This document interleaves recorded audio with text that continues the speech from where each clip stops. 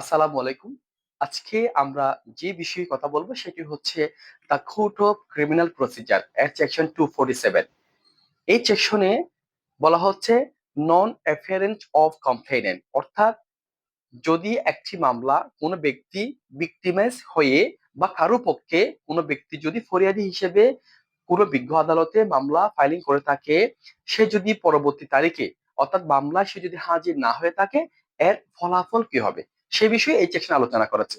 আমরা আসি, এই সেকশনে বলা হচ্ছে সেকশন 247 নন অ্যাফারেন্স অফ কমপ্লেইনেন্ট, অর্থাৎ যদি ফরিয়াদি অর্থাৎ বাদী যদি অনুপস্থিত হয়ে থাকে, in order to make an order under section 247 CRPC, three conditions are to be fulfilled. 247 টি সেক্ষেত্রে অ্যাপ্লাই হবে, সেক্ষেত্রে প্রযোজ্য হবে যদি তিনটি শর্ত সেখানে ফিল আপ করা হয়। প্রথম কথা হচ্ছে কি, here there should be service of সমন, মামলাটি স্টার্ট হতে হবে সমন ইস্যু করার মাধ্যমে। যদি বিজ্ঞ আদালত আসামিদের অভিযোগের গুরুত্ব বিবেচনায় ওয়ারেন্ট দিয়ে থাকে, সেক্ষেত্রে this section can not be apply. দ্বিতীয়ত আসতেছি, the date should be fixed for offence of the accused, পরবর্তী ডেটে রাখা হয়েছে আসামির উপস্থিতির জন্য, সমন দেওয়া হয়েছে আসামিরা হাজির হবে সেই ক্ষেত্রে। এবং on that fixed date the complainant is absent, কিন্তু সমন দেওয়া হয়েছে আসামিরা এসছে, যিনি মামলা ভিকটিমাইজ পক্ষ ফরিয়াদি তিনি আসে নাই, সেক্ষেত্রে the court shall apply section 247। সেক্ষেত্রে তিনি মামলার কার্যক্রম খারিজ করে আসামিদেরকে খালাস দিতে পারেন। এখন আমরা আসি 247 এ, এই ক্ষেত্রে অ্যাপ্লাই হবে যেখানে shall apply to a case in which summon has been issued, অর্থাৎ কোন ক্ষেত্রে অ্যাপ্লাই হবে না, shall not apply in a case in which warrant has been issued, যে ক্ষেত্রে ওয়ারেন্ট হয়েছে সেক্ষেত্রে হবে না, সমন যেখানে দেওয়া হয়েছে সেক্ষেত্রে হবে।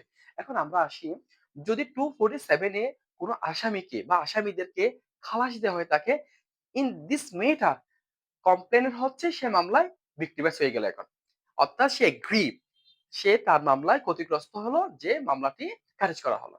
এই ভিক্টিমাইজ পক্ষ, সংক্ষুব্ধ পক্ষ, সে কি আপিলে যাবে নাকি রিভিশনে যাবে?